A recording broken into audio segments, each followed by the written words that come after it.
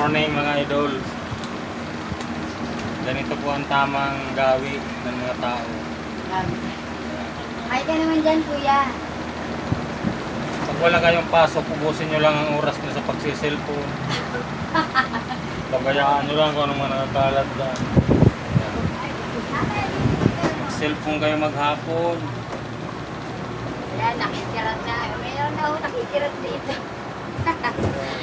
Ay, naduduling.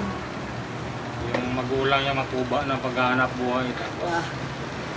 Bawal ano yung dito ba? Hindi na.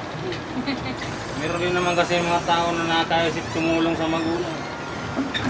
Sa sideline, magpulot ng kalakal. Ito.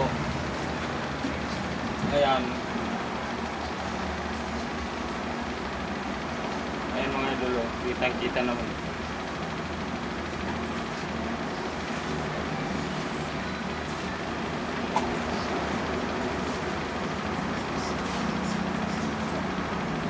Alaman ko, ito na nagsisigyan. Wala kayo ba?